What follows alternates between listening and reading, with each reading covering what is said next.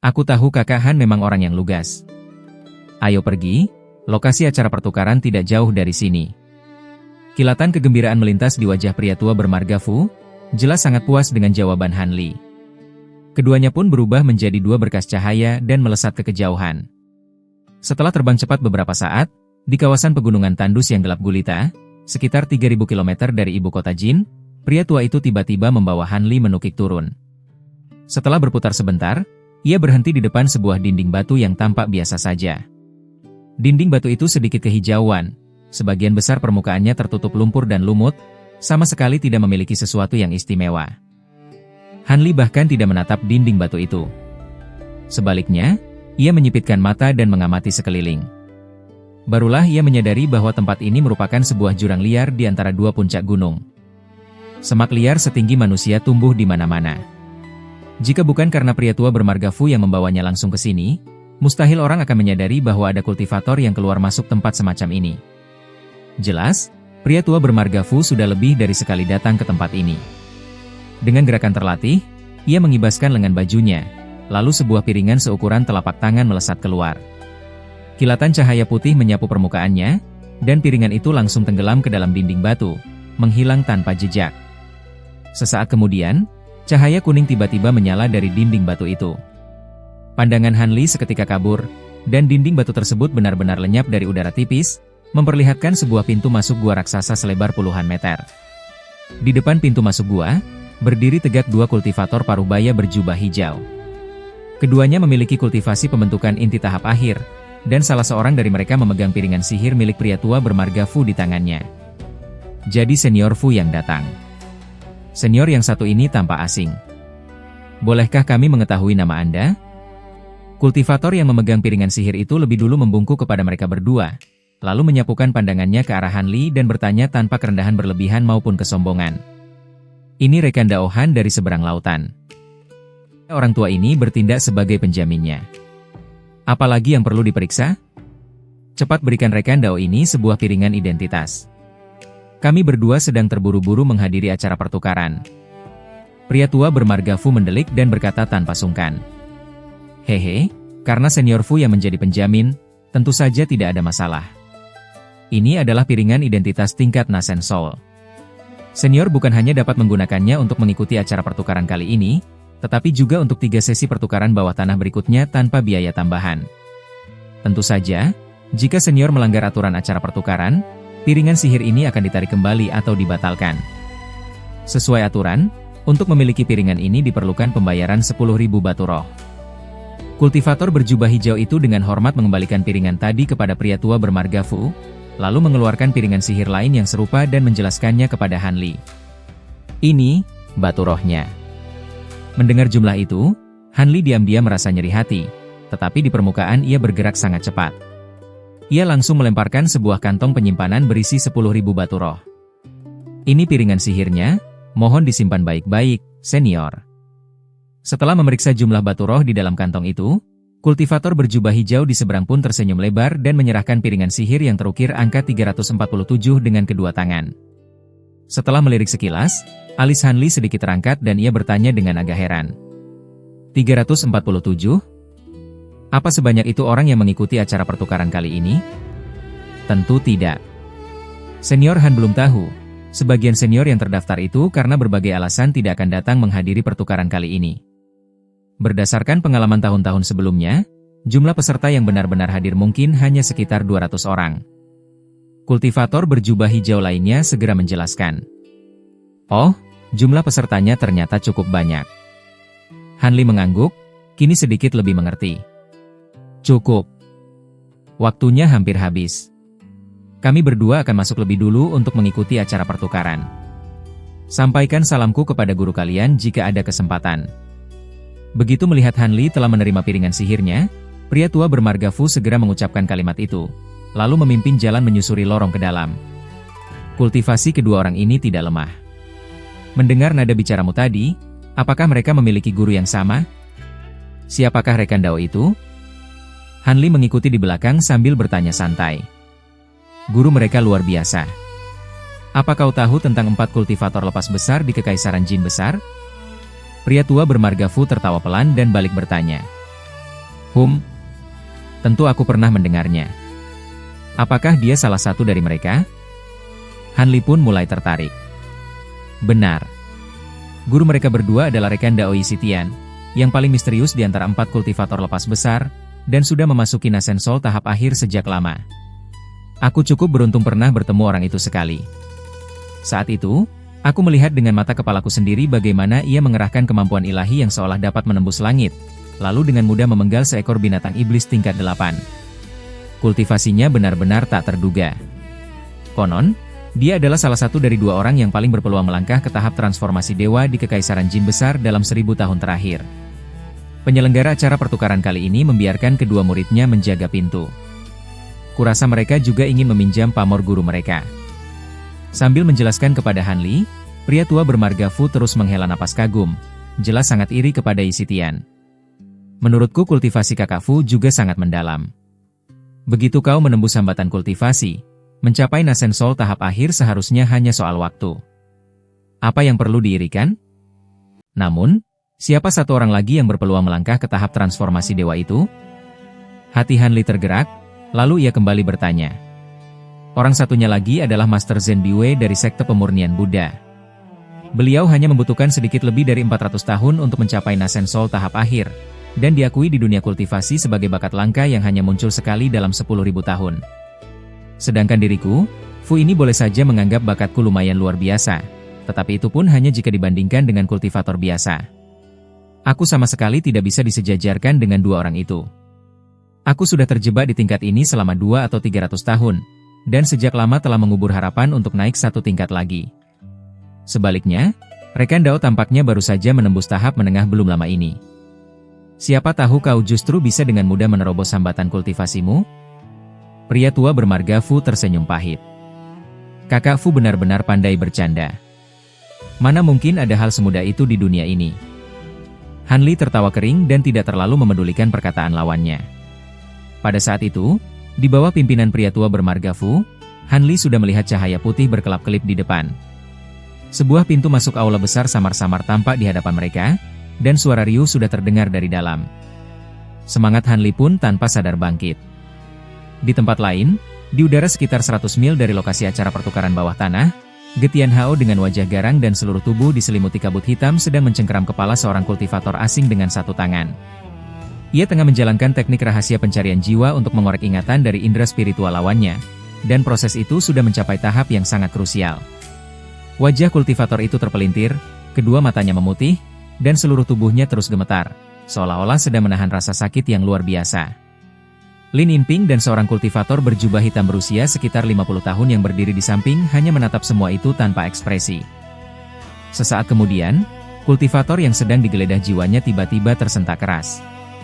Darah hitam mengalir keluar bersamaan dari telinga dan hidungnya, lalu ia benar-benar pingsan. Getian Hao mengerutkan kening. Tiba-tiba, api hitam pekat menyembur dari kelima jarinya dan dalam sekejap membakar orang di tangannya hingga menjadi abu. Setelah itu, ia memejamkan mata perlahan, mencerna informasi yang baru saja diperoleh dari pencarian jiwa. Bagaimana? Apa kau menemukan identitas orang itu? Mengapa dia diam-diam mengikuti kita dari belakang? Begitu Getian Hao membuka matanya kembali, Lin Yinping segera membuka bibir merahnya dan bertanya. Itu adalah kultivator dari klan Ye, kata Getian Hao perlahan. Klan Ye, keluarga kekaisaran Ye? Ekspresi terkejut segera muncul di wajah Lin Yinping. Apakah rekan Dao Lin tahu siapa yang mengirimnya? Ternyata dia dikirim oleh seorang tetua klan Ye bermarga Han, dan penampilan tetua Han ini 7 atau 8 bagian mirip dengan orang yang sedang kita buru. Wajah Getian Hao memperlihatkan ekspresi aneh. Ada hal seperti itu? Apakah mereka orang yang sama? Bagaimana orang itu bisa terlibat dengan klan Ye? Tanya Lin Yinping dengan tertegun. Itu masih belum jelas. Orang yang jiwanya kucari tadi hanyalah seorang kultivator lepas yang direkrut klan Ye. Namun, terlepas dari apakah mereka orang yang sama atau bukan, jelas ada hubungan besar di antara mereka. Kalau tidak, mengapa klan Ye mengirim seseorang untuk mengikuti kita tanpa alasan? Fakta bahwa orang itu adalah tetua klan Ye justru membuat masalah ini menjadi agak merepotkan. Wajah Getian Hao sedikit menggelap. Apa? Kekuatan keluarga kekaisaran sebesar itu? Bukankah klan Ye hanya sebuah keluarga yang diangkat oleh sekte-sekte kalian? Mengapa saudara begitu khawatir? Lin Yinping terkekeh pelan. Klan Ye bukan keluarga kultivasi biasa. Jangan hanya melihat status mereka sebagai keluarga kekaisaran Jin besar dan keluarga nomor satu di permukaan.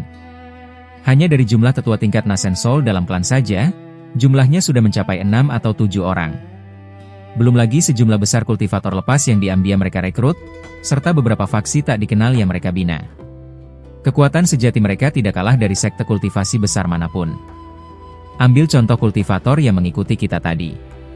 Meskipun tingkat kultivasinya tidak tinggi, panji yang dikendalikannya sangat ajaib.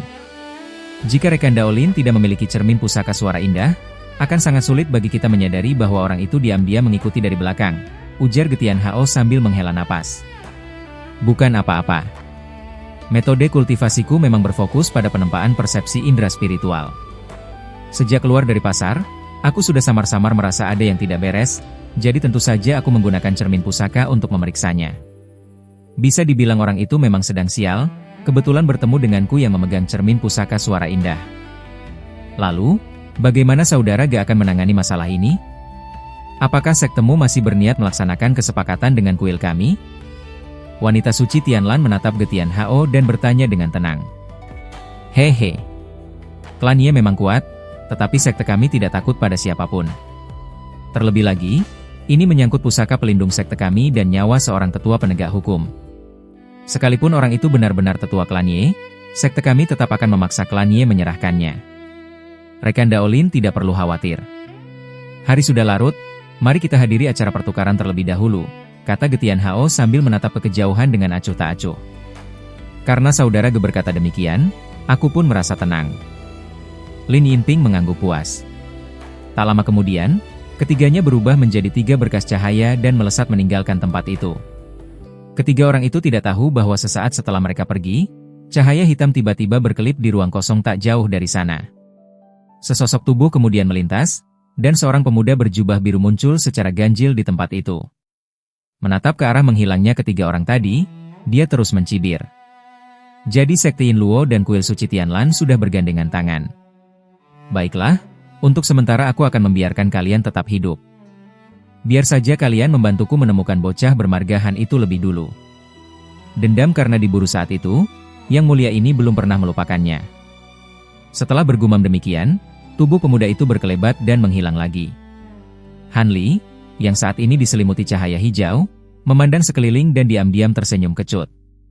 Saat ini, ia berada di sebuah aula remang-remang yang sangat luas, dengan 400 atau 500 kursi tersebar merata mengelilingi area melingkar di tengah ruangan. Hal yang paling mengejutkannya adalah, ketika memasuki tempat ini, seorang kultivator bertopeng yang menjaga pintu menempelkan jimat khusus ke tubuhnya. Akibatnya, begitu mereka berdua diteleportasikan ke tempat ini melalui formasi teleportasi sederhana, tubuh mereka langsung diselimuti secercah cahaya hijau, membuat seluruh sosok mereka tampak samar. Han Li tentu terkejut. Ia memandang ke sekeliling dan mendapati bahwa sudah ada puluhan kultivator yang tersebar jarang di berbagai sudut, sebagian berdiri dan sebagian duduk. Orang-orang itu juga terbungkus cahaya dengan warna yang berbeda-beda, sehingga wajah asli mereka mustahil terlihat. Rasa ingin tahu Han Li pun bangkit. Setelah duduk sembarangan di salah satu sudut, ia diam-diam mengerahkan kesadaran spiritual ke arah seseorang di dekatnya untuk melihat apakah ia bisa menembus cahaya yang menyelimuti tubuh orang itu. Namun, hasilnya sangat mengejutkannya. Cahaya itu seolah benar-benar berwujud. Seberapapun kuat tekanan kesadaran spiritual yang ia lepaskan, semuanya dengan mudah tertahan di luar. Meskipun ia belum menggunakan seluruh kekuatan indera spiritualnya, Han Li memperkirakan bahwa sekalipun kekuatannya ditingkatkan, hasilnya pun tidak akan banyak berubah. Pikiran Han Li bergerak, lalu tanpa sadar ia menyapukan indera spiritualnya ke seluruh aula. Hasilnya, ia mendapati bahwa seluruh ruangan itu tampaknya berada dalam cakupan sebuah formasi sihir aneh. Meskipun formasi ini tidak menampakkan batasan kuat, energi spiritual yang dipancarkannya justru beresonansi samar dengan cahaya yang menyelimuti tubuh setiap orang.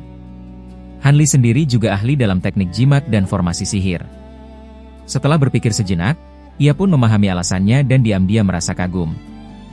Jelas, jimat ini memang dirancang khusus untuk bekerja sama dengan formasi sihir aneh tersebut. Setelah jimat ditempelkan, selama seseorang berada dalam jangkauan formasi ini, efek penyembunyian jimat akan aktif dengan sendirinya. Dengan demikian, sekuat apapun indera spiritual seorang kultivator, mustahil baginya melawan seluruh kekuatan formasi. Hal ini langsung menghilangkan kekhawatiran para monster tua yang datang menghadiri pertukaran ini, memungkinkan mereka menukar barang dengan bebas tanpa takut bertemu musuh di tempat ini, atau menjadi sasaran karena barang yang mereka dapatkan. Han Li pun merasa sedikit lega. Kekhawatirannya sebelumnya bahwa para kultivator sekte Yin Luo mungkin juga ikut serta dalam pertukaran ini benar-benar lenyap. Ia meletakkan lempengan gioknya di atas meja di depan, lalu duduk di kursi dengan mata terpejam untuk beristirahat. Waktu berlalu sedikit demi sedikit, dan jumlah kultivator yang diteleportasikan ke aula perlahan bertambah. Ketika Han Li membuka matanya lagi, jumlah kultivator di dalam aula sudah mendekati 200 orang. Selain itu, di ruang melingkar kosong di tengah ruangan juga telah muncul sebuah meja giok putih selebar beberapa meter. Han Li menyipitkan mata, menatap lurus ke depan tanpa berkata apa-apa. Tak lama kemudian, cahaya spiritual menyala di dekat meja giok putih itu, dan sesosok manusia yang diselimuti cahaya putih tiba-tiba muncul di belakang meja. Sudah hampir waktunya. Semua rekan Dao yang berniat datang tampaknya sudah tiba. Pertukaran akan dimulai sekarang, kata sosok dalam cahaya putih itu dengan tenang setelah menyapu pandangan ke sekeliling. Kemudian, dia mengibaskan lengan bajunya, dan 3 atau 4 kantong penyimpanan yang tampak menggembung muncul di atas meja. Tatapan para kultivator di aula langsung tertuju ke sana, mata mereka memancarkan antusiasme. Pertukaran kali ini masih sama seperti sebelumnya, dengan berbagai material langka sebagai inti utama. Jika ada barang seperti pusaka kuno atau artefak sihir yang benar-benar langka dan tidak biasa, benda-benda itu juga dapat diperdagangkan di sini. Sesuai kebiasaan, mula-mula kami akan menyediakan sekumpulan material yang bisa langsung dilelang dengan batu roh, dan penawar tertinggi akan mendapatkannya. Setelah itu, barulah giliran para rekan Dao saling bertukar barang. Namun, ada satu hal yang berbeda dari tahun-tahun sebelumnya. Kali ini, seorang pelanggan besar telah menitipkan sebuah harta penting untuk dipertukarkan pada akhir acara. Harta penting ini hanya akan ditukar dengan beberapa benda yang sangat sulit ditemukan di dunia. Jika benar-benar tidak ada yang memiliki material tersebut, barulah benda ini akan dilelang dengan batu roh. Apakah para rekan Dao ditakdirkan membawa pulang harta itu atau tidak?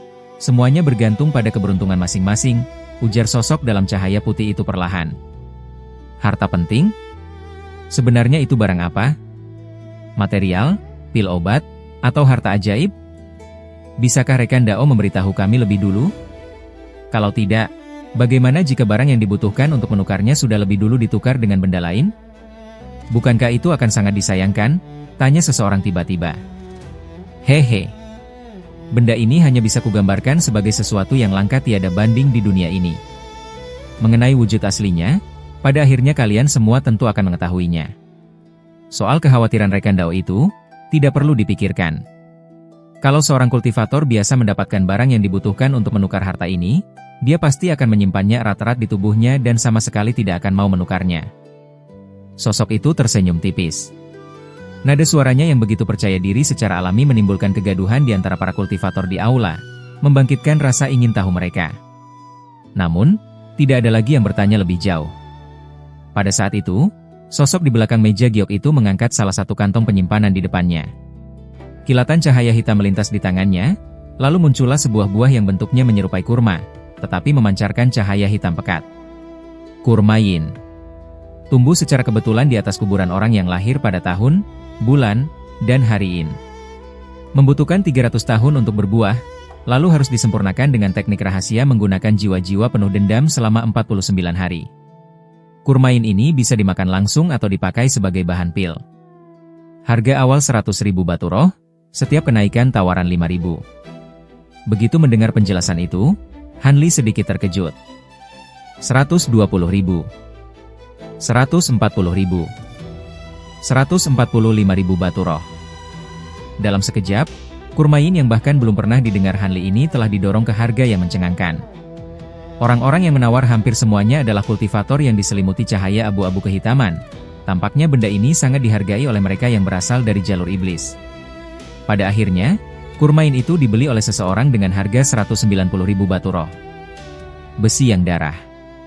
Disempurnakan oleh 3 kultivator pembentukan inti atau lebih tinggi yang mempraktikkan teknik kultivasi atribut api, dengan menggabungkan jiwa utama mereka ke dalam besi matahari merah. Ini adalah bahan langka untuk memurnikan harta ajaib Yin api. Harga awal 150.000 batu roh, setiap kenaikan tawaran 10.000. Begitu orang yang memenangkan Kurmayin membayar batu roh dan mengambil barangnya, sepotong benda persegi panjang sepanjang setengah kaki tiba-tiba muncul di tangan sosok bercahaya putih itu. Benda itu berwarna merah darah dan memancarkan aura panas. 180.000 batu roh. 200.000. Meskipun tidak banyak orang yang menawar material langka yang hanya pernah didengar samar-samar oleh Hanli ini, beberapa penawar yang bersaing tampaknya memiliki kekuatan finansial luar biasa, dan tak seorang pun mau menyerah dengan mudah. Pada akhirnya, benda itu terjual dengan harga mengejutkan, yakni 250.000 batu roh. Rumput hantu ganas. Satu demi satu barang dengan nama yang terdengar syarat energi jahat terus bermunculan. Hampir setiap barang yang muncul dibeli oleh orang-orang yang membutuhkannya dengan jumlah batu roh yang sangat besar. Dibandingkan dengan suasana di pelelangan besar sebelumnya, tempat ini benar-benar berada di tingkat yang sama sekali berbeda. Hanli menyentuh kantong penyimpanan di pinggangnya dan diam-diam tersenyum pahit. Untuk pertama kalinya, ia merasa khawatir karena batu roh yang ia tukarkan terlalu sedikit. Meskipun sejak awal ia sudah tahu bahwa sebelum sesi barter akan ada satu putaran barang yang bisa dibeli langsung dengan batu roh, ia sama sekali tidak menyangka bahwa barang-barang yang muncul akan seberharga ini, dan harganya pun terus didorong jauh lebih tinggi daripada yang terjadi di pelelangan besar. Nyaris setiap barang yang dilelang di sini bisa disejajarkan dengan barang pamungkas di pelelangan besar. Karet giok. Produk dari pohon giok yang telah memperoleh roh langit dan bumi, dan hanya dihasilkan sekali setiap 1000 tahun. Ini adalah material terbaik untuk membuat harta sihir sekte-sekte aneh dan boneka mekanis. Harga awal 120.000 batu roh, setiap kenaikan tawaran tidak boleh kurang dari 5.000. 150.000. Ketika sosok dalam cahaya putih itu mengeluarkan segumpal material putih menyerupai agar-agar, Hanli, yang sejak tadi hanya menyaksikan tanpa banyak reaksi, tiba-tiba menjadi bersemangat dan langsung menawar tanpa ragu. Namun, setelah tingkat kultivasinya mencapai ranah Nasen Soul, Hanli tak lagi terlalu berminat pada pemurnian boneka maupun pusaka formasi yang aneh-aneh. Setelah hanya bersaing dalam satu putaran dengan 3 atau 4 orang, ia dengan mudah memenangkan barang itu seharga 170.000 batu roh, sesuatu yang membuatnya diam-diam cukup puas. Dari barang-barang lelang berikutnya yang dibawa oleh sosok bercahaya putih itu, Hanli kembali mengincar 2 barang lain. Masing-masing berhasil ia peroleh dengan harga 190.000 dan 310.000 batu roh. Bahan yang terakhir merupakan bahan baku pusaka yang sangat terkenal, sehingga Hanli terpaksa bersaing sengit dengan banyak kultivator lain sebelum akhirnya mendapatkannya dengan harga yang cukup tinggi. Beberapa barang itu membuat persediaan batu roh di kantong Hanli berkurang hingga tinggal 2 atau 3/10-nya. Untungnya, setelah itu tak ada lagi material boneka yang ia butuhkan muncul, sehingga tanpa sadar ia menghela napas lega. Ketika barang terakhir selesai dilelang dan beberapa kantong penyimpanan di atas meja giok benar-benar telah kosong, sosok dalam cahaya putih itu tampak cukup puas dengan hasil pelelangan tadi. Ia berhenti sejenak, lalu berkata sambil tertawa kecil, "Barang-barang kami sudah selesai dilelang. Bagi para rekan Dao yang memiliki pusaka dan ingin menukarnya, kalian dapat memperlihatkannya di sini satu persatu. Namun, izinkan orang tua ini berbicara terus terang lebih dulu. Karena ini adalah pertukaran mandiri, bila barang yang ditukar ternyata palsu atau kalian sendiri salah menilainya, itu sama sekali bukan urusan kami. Kami hanya menyediakan tempat, dan semua risiko harus kalian tanggung sendiri. Selain itu, sesuai aturan lama, tak peduli barang apa yang ingin ditukar atau berapa banyak barang yang disiapkan dalam satu kali pertukaran, selama transaksi berhasil, kami akan menarik biaya administrasi sebesar 10.000 batu roh per orang. Selanjutnya, silakan para rekan Dao bertindak sesuka hati. Selama tak ada yang melanggar aturan, orang tua ini hanya akan menonton." Orang itu memang bertindak lugas. Setelah mengucapkan beberapa kalimat sederhana, sosoknya bergoyang, lalu tiba-tiba muncul di tepi area kosong dan duduk bersila seolah langsung memasuki meditasi. Pemandangan itu tidak mengejutkan sebagian besar kultivator di sekitarnya. Sebaliknya, tepat saat sosok itu bergerak, beberapa kilatan cahaya melesat keluar hampir bersamaan. Hasilnya, salah satunya jelas lebih cepat selangkah daripada yang lain. Setelah cahaya itu memudar, tampak sesosok tubuh yang diselimuti cahaya merah pekat berdiri di belakang meja giok. Ia merangkapkan tangan memberi hormat dan berkata sambil tersenyum, "Maaf, orang tua ini akan mengambil langkah pertama. Mohon para rekan Dao menunggu sebentar." Melihat itu, beberapa kilatan cahaya lain hanya bisa berputar tanpa daya sebelum kembali terbang ke tempat duduk masing-masing. Hanli hanya tersenyum tipis saat melihat kejadian itu. Dalam pertukaran material, Bergerak selangkah lebih dulu memang biasanya memberi sedikit keuntungan. Dengan begitu, barang yang dibutuhkan tidak lebih dulu ditukar orang lain. Namun, situasi seperti ini tidak akan terlalu sering terjadi. Semakin langka material yang ditukar, semakin kecil kemungkinan barang itu berbenturan dengan kebutuhan orang lain. Karena itu, sebagian besar kultivator tetap bisa menahan diri dan tidak berebut seperti beberapa orang tadi. Beberapa material yang masih kurang bagi Han Li juga tergolong tidak umum, sehingga ia makin tidak merasa khawatir. Orang-orang yang berebut maju itu kemungkinan besar ingin menukar barang yang kegunaannya sangat luas, sehingga mereka merasa perlu saling mendahului. Benar saja, setelah kultivator dalam cahaya merah itu mengeluarkan beberapa jenis material langka, ia menyebutkan beberapa barang yang ia inginkan. Semuanya adalah material pemurnian pil yang dapat digunakan untuk berbagai jenis pil obat. Hasilnya, tak lama kemudian benar-benar ada beberapa orang yang maju dan menukar sebagian besar material tersebut. Hal itu membuat pria dalam cahaya merah itu turun dengan puas. Beberapa orang yang naik sesudahnya juga melakukan pertukaran dengan cukup lancar, dan masing-masing memperoleh hasil dalam jumlah yang berbeda-beda. Namun, ketika sesosok bayangan kuning mengeluarkan sebongkah logam biru berkilau dan mengatakan bahwa ia ingin menukarnya dengan suatu material atribut air yang bahkan belum pernah didengar Han Li, tak seorang pun maju untuk bertransaksi meskipun ia sudah bertanya 3 kali berturut-turut. Pada akhirnya, orang itu hanya bisa turun dengan wajah kecewa. Sejak saat itu, mulai muncul kultivator yang kembali dengan tangan kosong. Setelah 30 hingga 40 orang maju secara bergantian, jumlah orang yang pulang tanpa hasil justru menjadi lebih banyak, sementara mereka yang berhasil menukar barang semakin sedikit. Tentu saja, itu bukan berarti barang yang ingin ditukar para kultivator tersebut benar-benar tidak dimiliki oleh orang lain yang hadir. Kemungkinan besarnya, kultivator yang memiliki barang itu merasa bahwa barang pihak lawan tidak sepadan, atau barang yang ditawarkan sama sekali bukan yang mereka inginkan, sehingga mereka memilih tetap diam dan tidak maju. Karena itu, dalam sistem barter seperti ini, barang yang semakin berharga belum tentu justru semakin mudah ditukar. Tentu ada pula kultivator yang mengincar material milik orang lain, tetapi tidak memiliki barang yang diminta. Orang-orang seperti itu lalu maju untuk bernegosiasi diam-diam dan menawarkan harta lain sebagai pengganti. Namun, dari sedikit orang yang melakukannya, sebagian besar ditolak mentah-mentah. Meski begitu, di antara segelintir yang berhasil, Han Li termasuk salah satunya dalam sebuah pertukaran. Cara Han Li juga sangat sederhana. Ia langsung menggunakan beberapa tanaman roh langka berusia ribuan tahun dan beberapa inti iblis tingkat tinggi untuk menukar material yang dibutuhkannya. Kedua jenis barang itu sangat berguna bagi kultivator manapun. Meskipun 1 atau 2 potong kadang-kadang bisa dibeli dalam pelelangan di beberapa pasar, mengumpulkan sebanyak itu sekaligus tentu bukan hal mudah. Karena itu, kultivator tersebut hanya ragu sejenak sebelum akhirnya tak lagi bersikeras pada rencana semula dan mengangguk setuju. Selain itu, Han Li juga berhasil memperoleh 2 jenis material boneka lain dengan menggunakan barang-barang simpanannya sendiri. Kini, ia hanya kekurangan 2 material paling langka untuk melengkapi seluruh bahan bonekanya. Kedua barang itu terlalu langka, sehingga ia memperkirakan orang biasa tidak akan begitu saja mengeluarkannya untuk ditukar. Bocahan, apa yang akan kau pakai untuk bertukar?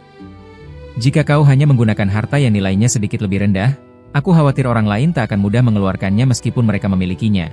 Suara Dayan Shenjun tiba-tiba terdengar di benak Han Li melalui transmisi suara. Aku sudah memikirkan barangnya sejak awal. Bukankah sebagian besar kultivator di sini berasal dari jalur iblis? Kebetulan aku memiliki sesuatu di tanganku yang dianggap sebagai harta tertinggi oleh mereka, jawab Han Li dengan tenang. Yang kau maksud material itu? Kau rela melepaskannya?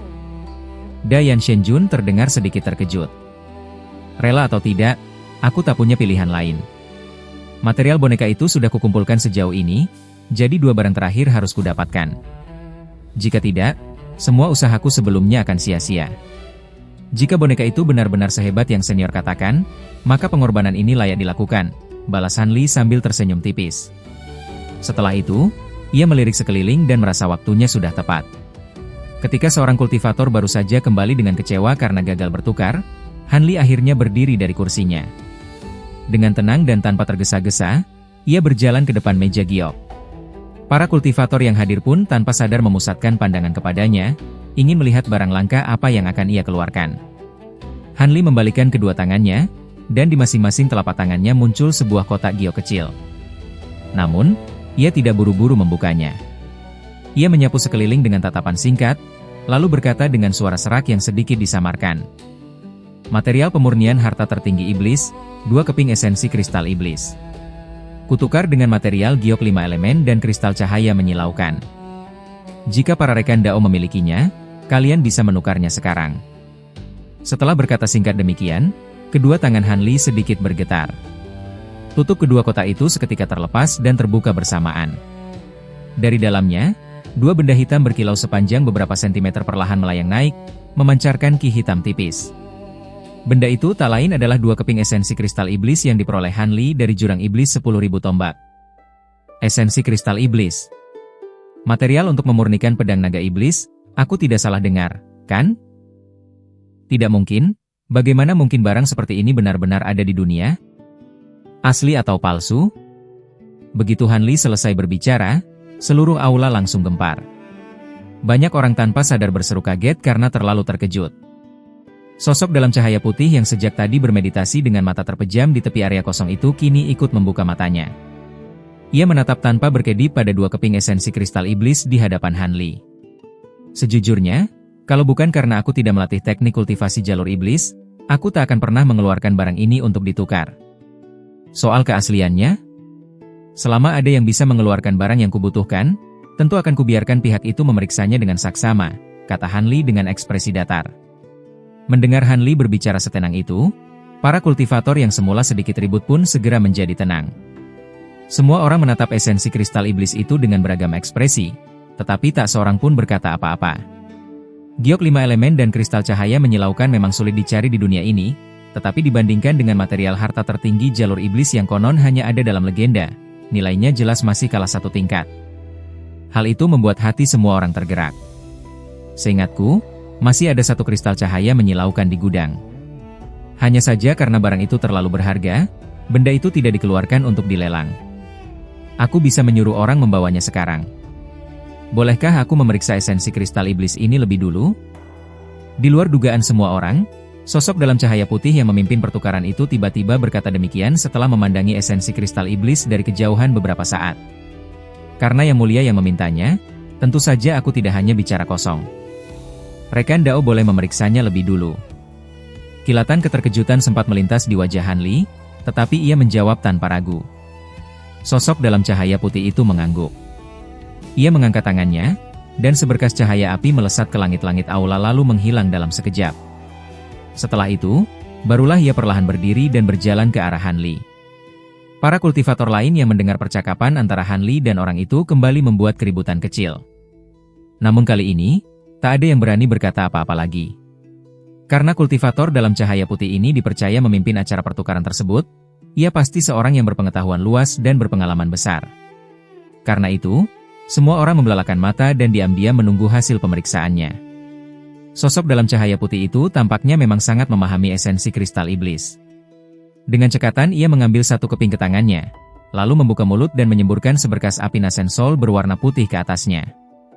Begitu api putih itu menyentuh ki hitam di permukaan kristal, ki itu bereaksi seolah bertemu musuh alaminya. Ia langsung terbelah kedua sisi dan sama sekali tidak membiarkan api itu mendekati esensi kristal iblis. Secercah kegembiraan muncul di wajah sosok dalam cahaya itu. Setelah itu, ia membentuk segel dengan kedua tangannya, menarik kembali api nasensol ke dalam mulutnya, lalu menyemburkan segumpal udara dingin berwarna biru. Udara dingin itu menyelimuti kristal tersebut, tetapi tetap gagal membekukannya sedikit pun. Mata sosok itu berkedip beberapa kali. Ia lalu mengangkat 1 tangan, mengulurkan 1 jari, dan menyentuh kristal itu dengan ringan.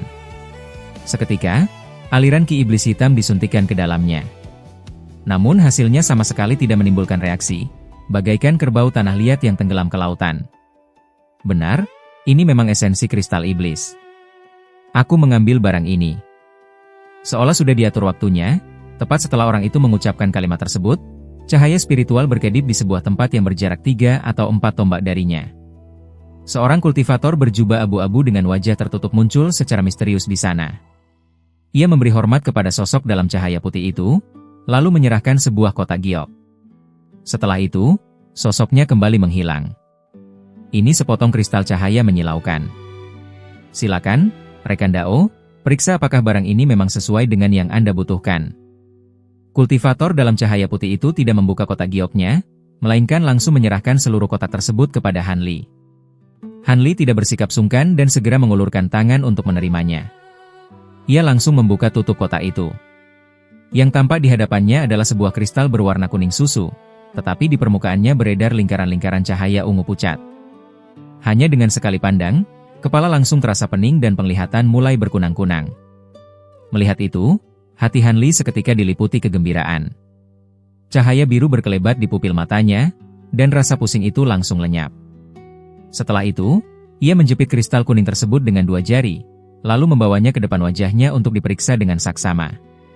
Di sampingnya, sosok dalam cahaya putih itu diam-diam terkejut ketika melihat Hanli hanya sedikit menggoyangkan tubuhnya sebelum kembali tenang, seolah tidak terjadi apa-apa saat meneliti kristal cahaya menyilaukan itu. Biasanya, siapapun yang baru melihat kristal cahaya menyilaukan sekilas tidak akan berani menatapnya lagi dalam waktu dekat. Namun, kultivator tak dikenal di hadapannya ini ternyata mampu menelitinya begitu lama tanpa terpengaruh sedikit pun. Hal itu benar-benar di luar dugaannya. Bagus, ini memang kristal cahaya menyilaukan kualitas tertinggi. Rekan Dao boleh mengambil sekeping esensi kristal iblis ini. Hanli berbicara dengan ekspresi puas. Ia memasukkan kembali kristal itu ke dalam kotak giok, lalu dengan santai menyimpannya ke dalam kantong penyimpanan. Hehe. Kalau begitu orang tua ini tidak akan bersikap sungkan. Sampai sekarang, belum ada orang lain yang mengambil kepingan yang tersisa. Sepertinya memang tidak ada yang memiliki material yang diinginkan rekan Dao. Jadi, apakah rekan Dao bersedia menjual kepingan yang satu lagi kepadaku dengan harga tinggi, atau menukarnya dengan material langka lain? Apapun caranya, aku pasti akan membuat rekan Dao puas. Kultivator dalam cahaya putih itu menyimpan esensi kristal iblis dengan hati-hati. Tatapannya lalu beralih, dan dengan sedikit keserakahan ia menatap kepingan esensi kristal iblis yang tersisa. Siapa bilang tidak ada materialnya? Di sini ada sekeping giok 5 elemen. Tunggu dulu. Tak seorang pun boleh merebut barang ini dariku. Aku pasti akan mengambilnya. Tepat setelah kultivator dalam cahaya putih itu selesai mengutarakan tawarannya, 2 suara terdengar hampir bersamaan dari arah para kultivator di sekitarnya yang rupanya sudah tidak sabar. Suara pria itu menggelegar seperti petir di siang bolong, sedangkan suara wanitanya terdengar merdu dan lembut. Setelah itu, segumpal cahaya hitam pekat dan segumpal cahaya perak menyilaukan melesat dari kursi di 2 sisi ruangan, lalu mendarat satu demi satu di depan Hanli. Pemandangan itu segera memicu bisik-bisik di antara para kultivator lainnya. Berbeda dengan kristal cahaya menyilaukan yang jarang dikenal, giok 5 elemen sangat termasyhur di dunia kultivasi. Semua orang tahu bahwa benda itu merupakan material tingkat atas untuk memurnikan pusaka berbahan giok. Hanya saja, giok tersebut sangat langka. Terakhir kali benda itu muncul di dunia kultivasi tampaknya sudah 5 atau 600 tahun yang lalu. Kini, ada orang yang benar-benar mengeluarkannya lagi. Tentu saja hal itu membuat banyak orang terkejut sekaligus iri. Rupanya bukan berarti para kultivator yang hadir tidak memiliki harta karun sejati, melainkan kebanyakan dari mereka sengaja menyembunyikannya dan enggan memperlihatkannya dengan mudah. Mendengar suara pria itu, raut wajah sosok dalam cahaya putih langsung berubah. Wajahnya yang tertutup cahaya tanpa silih berganti antara suram dan cerah. Ada apa, saudara kedua Ye? Apakah kau berani melanggar aturan pertukaran dan ingin memonopoli esensi kristal iblis seorang diri? Kultivator dalam cahaya hitam itu sama sekali tidak memedulikan sosok ramping dalam cahaya perak yang tiba selangkah lebih lambat di belakangnya. Ia justru menatap langsung ke arah cahaya putih itu dan berbicara tanpa basa-basi. Meskipun wajah orang ini tidak terlihat jelas di dalam cahaya hitam, sosoknya yang tinggi besar masih samar-samar tampak, dan suaranya terdengar dingin hingga menusuk tulang. Saudara Kun terlalu banyak berpikir. Bagaimana mungkin aku melakukan hal seperti itu? Aku hanya memberi saran kepada rekan Dao ini. Adapun setuju atau tidak, itu tentu sepenuhnya bergantung pada rekan Dao sendiri. Sekarang karena sudah ada 2 orang yang maju, tentu aku tidak akan ikut campur lagi. Sosok yang memimpin acara pertukaran itu rupanya mengenali kultivator iblis dalam cahaya hitam tersebut. Sambil tersenyum masam, ia merangkapkan tangan memberi hormat. Lalu tubuhnya bergoyang dan ia mundur ke samping, jelas menunjukkan sikap mengalah. Bagus kalau kau tahu diri. Kultivator iblis itu mendengus dingin. Dengan kedua tangan disilangkan di belakang punggung, ia berbicara dengan sangat angkuh. Kultivator wanita di sampingnya, yang berdiri anggun dalam cahaya perak, tampak sedikit terpaku. Di sekeliling aula, suara keterkejutan kembali terdengar. Bermarga Kun? Apa dia tetua agung sekte darah suram, Kun Wuji? Dilihat dari tubuh dan suaranya, tampaknya memang benar. Selain seorang kultivator Nasen Soul tahap akhir, siapa lagi yang berani bersikap sesombong ini? Mendengar ucapan-ucapan itu, wajah Han Li sedikit berubah. Ternyata kultivator iblis ini adalah seorang kultivator Nasen Soul tahap akhir. Sekte darah suram juga merupakan salah satu dari 10 sekte besar jalur iblis yang sangat termasyur. Jadi, Anda adalah tetua agung sekte darah suram. Wanita kecil ini sungguh tidak sopan. Hanya saja, entah apakah rekan Dao juga memiliki material yang dibutuhkan oleh rekan Dao ini? Jika memang punya, aku akan langsung berbalik pergi dan menyerahkan benda ini kepada rekan Dao.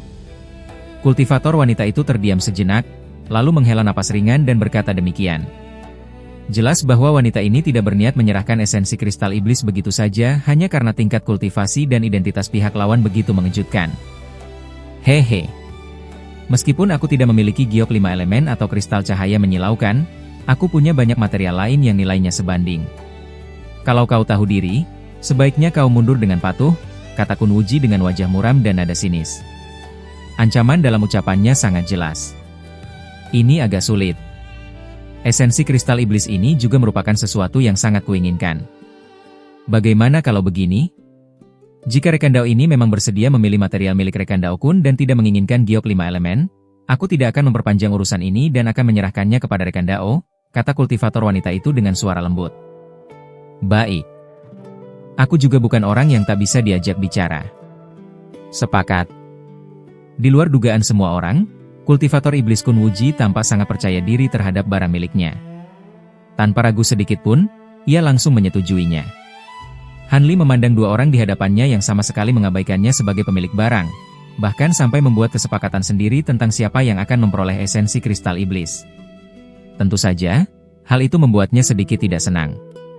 Namun, karena giok 5 elemen sudah benar-benar muncul dan material terakhir yang dibutuhkannya kini hampir lengkap, ia juga diam-diam menghela napas lega. Tanpa mengubah ekspresi, ia hanya menatap dingin pria dan wanita di hadapannya tanpa mengucapkan sepatah kata pun. Pada saat itu, kultivator wanita itu mengangkat tangannya.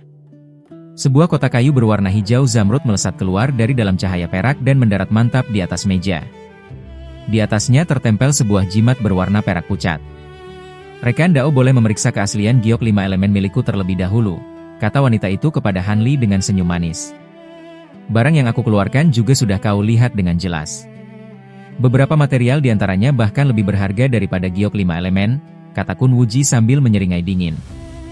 Ia mengibaskan lengan bajunya, dan 7 kotak giok dengan ukuran serta warna berbeda terbang keluar satu demi satu, lalu mendarat di atas meja yang sama. Han Li tidak mengatakan apa-apa. Ia mengulurkan tangannya ke arah kotak kayu itu dan membuat gerakan meraih di udara. Terdengar suara pus, dan kotak kayu itu langsung terhisap ke tangannya.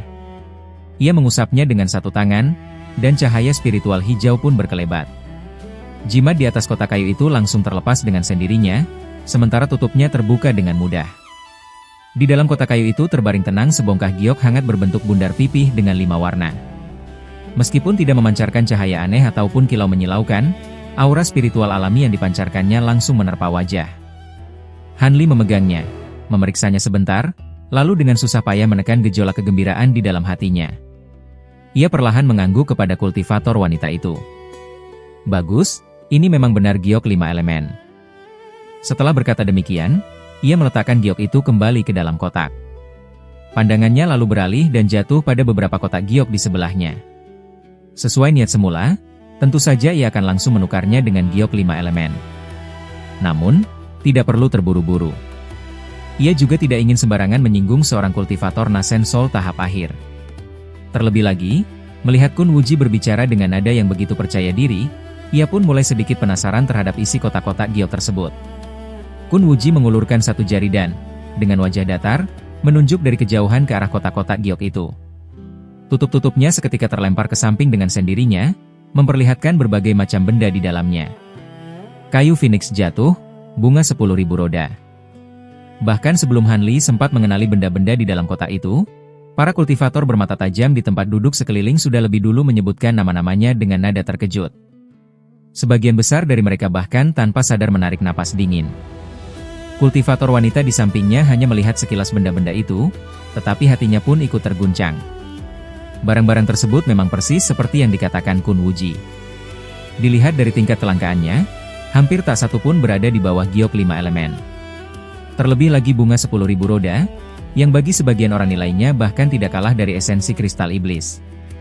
Dengan barang langka seperti itu, pantas saja Kun Wuji tampak begitu percaya diri. Dengan hati cemas, wanita itu menoleh dan melirik ke arah Han Li yang sosoknya samar di dalam cahaya biru. Namun, ia langsung tertegun. Tatapan Han Li ternyata tidak tertuju pada bunga 10.000 roda yang bernilai paling tinggi, melainkan melekat erat pada sebongkah besar biji berwarna emas pucat di salah satu kotak giok, seolah sedang tenggelam dalam pemikiran. Hati wanita itu langsung tenggelam. Benar saja, Han Li mengangkat tangannya, dan biji emas itu langsung terhisap ke telapak tangannya. Ia lalu menundukkan kepala untuk memeriksanya dengan saksama. Melihat itu, Kun Wuji sempat tertegun, tetapi kemudian langsung tertawa terbahak-bahak dan berkata dengan angkuh, "Bagaimana? Rekan Dao tertarik pada esensi logam emas milikku ini? Matamu benar-benar tajam. Jika Rekan Dao adalah seorang kultivator pedang, maka bongkahan esensi logam emas ini sudah cukup untuk membuat kekuatan gaibmu melonjak pesat. Dan untuk potongan sebesar ini, aku yakin di seluruh dunia kultivasi kekaisaran jin besar, hanya aku yang mampu mengeluarkannya. Aku akan menukar dengan esensi logam emas ini," kata Han Li dengan nada datar. "Tunggu dulu. Bukankah giok 5 elemen ini tadi Rekan Dao? Tutup mulutmu. Apa kau benar-benar ingin menyinggung orang tua ini?" Mendengar ucapan Han Li, Kun Wuji langsung merasa sangat gembira. Namun, sesaat kemudian, raut wajahnya berubah murka saat menoleh kepada wanita itu. Aura yang sangat kuat dan mengerikan tiba-tiba memancar dari tubuhnya. Tekanan spiritual tak kasat mata pun langsung menghantam kultivator wanita tersebut. Han Li yang berdiri di sampingnya tetap aman dan sama sekali tidak terpengaruh. Tetapi wanita itu terhuyung mundur beberapa langkah sebelum akhirnya berhasil berdiri tegak kembali. Sementara itu, Kun Wuji sudah mengambil esensi kristal iblis di depan Han Li ke tangannya dan mulai memeriksanya dengan gembira. Benar, ini memang esensi kristal iblis. Orang tua ini benar-benar tidak datang sia-sia hari ini. Jika Iblis Jia dan yang lainnya tahu bahwa barang ini muncul di acara pertukaran, entah betapa menyesalnya mereka nanti. Iblis tua itu menyimpan kristal tersebut, lalu mendongak dan tertawa terbahak-bahak. Ia mengibaskan lengan bajunya, menyapu sisa kotak giok di atas meja, lalu tubuhnya bergoyang. Tanpa membuang waktu sedikit pun, ia langsung melesat ke arah pintu keluar aula. "Saudara Kun, masih ada satu harta berat terakhir yang akan muncul. Tidakkah Rekan Dao ingin tinggal sebentar untuk melihatnya?" Sosok dalam cahaya putih yang memimpin acara pertukaran tiba-tiba bersuara untuk menahannya. "Harta berat apa? Aku tidak peduli. Sekarang setelah esensi kristal iblis sudah berada di tanganku, aku harus segera kembali untuk memurnikan ki iblis murni di dalamnya. Mana mungkin aku masih punya waktu untuk melihat harta berat lain." Setelah tertawa aneh, sosok Kun Wuji berkelebat di pintu masuk. Ia menyentuh segel larangan, lalu seluruh tubuhnya langsung menghilang tanpa jejak. Memurnikan ki iblis? Han Li sedikit terkejut ketika mendengar kata-kata itu, tetapi setelah berpikir sejenak, ia segera memahaminya.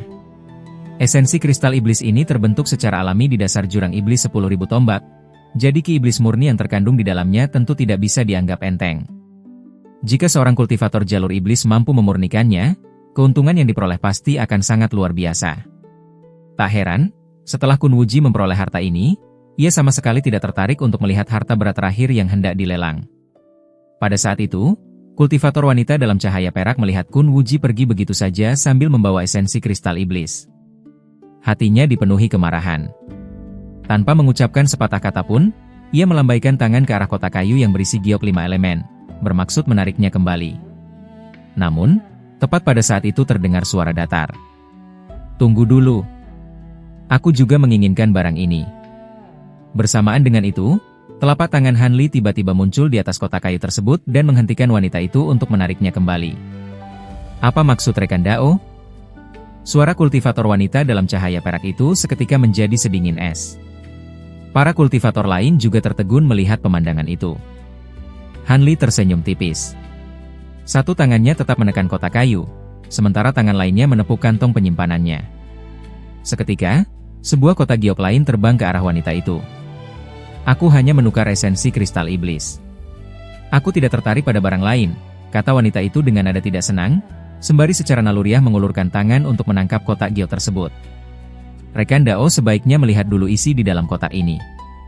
Setelah itu, belum terlambat untuk bicara, kata Han Li dengan tenang. Dengan perasaan ragu, wanita itu membuka tutup kotak hingga hanya menyisakan celah kecil, lalu melirik ke dalamnya. Seketika, seruan tertahan keluar dari mulutnya. Suaranya dipenuhi keterkejutan yang bercampur kegembiraan. Baik, giok 5 elemen ini menjadi milik rekan Dao. Wanita itu terkekeh riang. Ia segera menutup kembali kotak yang baru terbuka separuh itu, menyimpannya dengan cepat, lalu kembali ke tempat duduknya seolah tidak terjadi apa-apa. Para kultivator di sekitarnya pun menjadi bingung. Mereka tidak melihat apa isi kotak giok yang dikeluarkan Han Li, jadi tentu saja mereka sangat heran mengapa wanita itu tiba-tiba menyetujui pertukaran giok 5 elemen dengan begitu mudah. Beberapa orang tentu saja menduga bahwa Han Li telah mengeluarkan kepingan ketiga esensi kristal iblis. Namun, kenyataan bahwa satu orang bisa mengeluarkan 2 keping saja sudah sangat mengejutkan. Jika ia masih memiliki kepingan ketiga, hal itu benar-benar terlalu sulit dipercaya. Karena itu, sebagian besar orang merasa hal tersebut mustahil. Mereka hanya menduga Han Li mengeluarkan harta lain yang berhasil menggerakkan hati kultivator wanita itu. Meski begitu, banyak tatapan aneh kini tertuju pada Han Li. Ada tatapan iri, dengki, hingga niat buruk dari berbagai kalangan. Han Li sama sekali tidak memedulikan semua itu. Namun, ketika pandangannya jatuh pada sosok ramping kultivator wanita yang samar-samar terlihat di balik cahaya perak, alisnya tanpa sadar sedikit berkerut. Tadi ia tidak menyadarinya, tetapi sekarang, setelah melihat postur wanita itu dari belakang, ia tiba-tiba merasakan suatu keakraban. Mungkinkah itu dia? Pikiran aneh itu tiba-tiba muncul di benak Han Li, bahkan membuat dirinya sendiri terkejut. Meskipun suaranya sama sekali tidak mirip, bagi kultivator seperti mereka, mengubah suara jauh lebih mudah daripada makan dan minum. Pikirannya berputar cepat. Han Li tidak dapat menahan diri.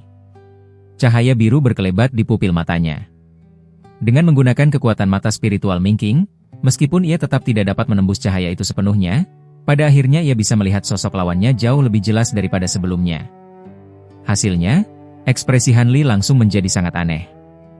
Meski belum bisa dipastikan sepenuhnya, kultivator wanita ini tampaknya benar-benar adalah wanita suci Tianlan. Namun, wanita itu jelas tidak memiliki kemampuan seperti mata spiritual Mingqing milik Han Li. Ditambah lagi, Han Li telah mengubah suaranya, sehingga ia sama sekali tidak menyadari identitas Han Li. Saat ini, ia telah kembali ke tempat duduknya dengan puas sambil membawa kepingan ketiga esensi kristal iblis milik Han Li. Han Li seketika merasa tidak tahu harus tertawa atau menangis. Material yang dicarinya dengan susah payah ternyata pada akhirnya justru diperoleh dari tangan musuhnya. Benar-benar sebuah ironi yang terasa ganjil. Meski menyimpan perasaan aneh yang sulit diungkapkan itu, gerakan tangan Han Li sama sekali tidak melambat. Dengan cekatan ia menyimpan giok 5 elemen dan esensi logam emas, lalu berjalan kembali ke tempat duduknya. Ia tidak peduli dari tangan siapa material itu berasal. Kini, setelah tujuan perjalanannya tercapai, ditambah lagi ia memperoleh bongkahan besar esensi logam emas sebagai keuntungan tak terduga, hal itu akan menghemat banyak kesulitannya di kemudian hari.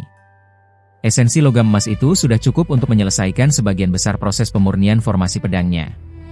Selama nanti ia berhasil mengumpulkan sedikit lagi esensi logam emas, ia akan dapat memurnikan kembali 36 pedang awan lebah bambu hijau. Hal itu membuat Han Li sangat puas.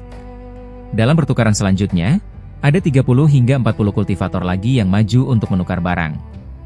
Namun jelas, karena material tingkat tinggi seperti esensi kristal iblis dan giok 5 elemen telah muncul, semua kultivator tampak agak kehilangan minat. Pada dasarnya, mereka hanya melakukan pertukaran dengan tergesa-gesa. Jumlah orang yang berhasil menukar barang pun menjadi semakin sedikit. Meskipun setelah itu muncul beberapa barang yang cukup bagus, benda-benda tersebut tidak lagi mampu membangkitkan minat para kultivator lainnya. Akhirnya, ketika seorang kultivator kembali ke tempat duduknya, tidak ada lagi yang melangkah maju. Melihat situasi itu, sosok putih yang semula memimpin acara pertukaran kembali berjalan perlahan ke belakang meja giok.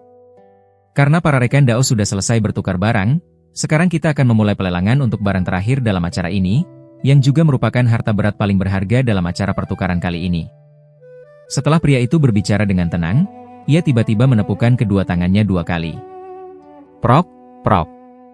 Sesaat kemudian, Cahaya spiritual berkelebat di pintu masuk aula, dan dua kultivator pria berjalan masuk. Di luar dugaan, kedua kultivator itu sama sekali tidak menggunakan jimat apapun. Mereka berjalan ke tengah ruangan dengan memperlihatkan wajah asli mereka.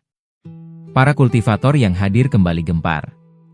Sebagian besar dari mereka dapat mengenali kedua orang itu. Mereka tak lain adalah pria tua bermahkota hitam dan pria paruhbaya berwajah persegi yang pernah muncul di sebuah kediaman di ibu kota kekaisaran.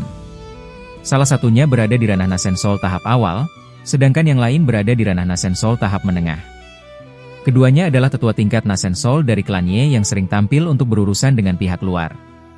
Ketika sebagian besar kultivator masih merasa bingung, ada beberapa orang yang sudah memahami situasinya dan sama sekali tidak merasa heran. Mereka adalah orang-orang yang telah menerima kabar sebelumnya. Sejak awal, alasan mereka mengikuti acara pertukaran ini memang demi harta tersebut. Karena itu, semangat mereka sekarang langsung bangkit. Pria tua bermahkota hitam itu telah berjalan mendekati meja. Setelah mengangguk kepada sosok dalam cahaya perak, ia berbalik menghadap para kultivator dan berkata perlahan. Tidak perlu banyak penjelasan. Aku yakin 8 atau 9 dari 10 orang yang hadir di sini sudah mengenal kami berdua. Jadi, aku akan langsung berbicara singkat. Harta berat ini sebenarnya adalah sesuatu yang dibuat klan Ye kami dengan menghabiskan banyak sumber daya dan tenaga selama bertahun-tahun, dan baru saja berhasil dimurnikan. Namun, belakangan ini ada beberapa sekte yang memiliki hubungan baik dengan klan Ye secara bersamaan meminta untuk membeli benda ini. Klan Ye kami merasa tidak enak untuk menyinggung ataupun menolak salah satu dari sekte-sekte itu. Karena tidak ada pilihan lain, Dewan Tetua kami pun berunding dan memutuskan untuk melelang harta ini sebagai acara penutup di pelelangan kali ini. Mari kita lihat rekan dao mana yang berjodoh dan bisa memperoleh harta berat ini. Begitu pria paruhbaya berwajah persegi itu selesai berbicara, ia langsung menoleh dan memberi isyarat mata kepada pria tua bermahkota hitam. Pria tua itu perlahan mengeluarkan sebuah kotak persegi panjang berukuran sekitar 1 ci dari lengan bajunya. Ia melirik kotak itu dengan sedikit rasa enggan, lalu mengertakkan gigi dan menyerahkannya kepada sosok dalam cahaya putih. Hehe, karena kata-kata pengantarnya sudah cukup jelas, orang tua ini tidak akan membuang waktu lagi dengan omong kosong. Lebih baik kita biarkan semua orang melihat wujud asli harta ini terlebih dahulu. Sosok dalam cahaya putih itu tertawa pelan. Ia menggoyangkan kotak giok di tangannya, dan tutupnya langsung terlempar ke udara. Segumpal cahaya kuning seukuran kepalan tangan yang menyilaukan perlahan melayang keluar dari dalam kotak. Namun, begitu keluar, gumpalan cahaya kuning itu tampak seolah memiliki kesadaran sendiri, mengembang dan menyusut tanpa henti sambil memancarkan dengungan rendah. Melihat pemandangan itu, sosok dalam cahaya perak tersebut segera membentuk segel dengan kedua tangannya dengan ekspresi serius. Ia melepaskan beberapa segel gaib berturut-turut, lalu menunjuk ke arah cahaya kuning itu dan mengeluarkan teriakan pelan. Gumpalan cahaya itu berkedip hebat beberapa kali, lalu tiba-tiba berputar dengan cepat. Cahaya spiritualnya pun memudar, dan wujud aslinya akhirnya terlihat. Ternyata benda itu adalah sebuah segel kecil berwarna kuning tanah berukuran beberapa inci. Segel itu berbentuk persegi panjang datar. Seluruh tubuhnya terasa hangat seperti giok, tetapi permukaannya terus berkelebat, memperlihatkan formasi-formasi mini berwarna emas dan perak yang bertumpuk lapis demi lapis. Yang aneh, setiap kali cahaya spiritualnya berkelebat, rune-rune pada formasi tersebut akan berubah sepenuhnya. Dan bila diperhatikan dengan saksama, semuanya memberi kesan yang sangat dalam dan misterius. Selain itu, energi spiritual yang dipancarkan oleh segel kecil tersebut, meskipun terasa damai dan stabil, juga mengandung daya yang amat besar. Setelah menyadarinya, semua orang tidak dapat menahan diri, dan raut wajah mereka pun berubah drastis. Harta ini bernama segel penghancur gunung. Benda ini dibuat dengan meniru pusaka roh penembus langit kuno, segel pengendali langit. Menurut uji coba yang dilakukan langsung oleh kultivator klan Ye, meskipun segel ini hanya memiliki 1 atau 2/10 dari kekuatan segel pengendali langit dalam legenda, meratakan sebuah gunung sama sekali bukan masalah. Bahkan, jika tingkat kultivasi penggunanya cukup tinggi hingga mampu memicu kekuatan harta ini melampaui batas, maka mencapai 3/10 dari kekuatan segel pengendali langit juga bukan hal yang mustahil. Hanya saja, tindakan seperti itu akan sangat merusak harta ini, jadi sebaiknya jangan dilakukan dengan mudah.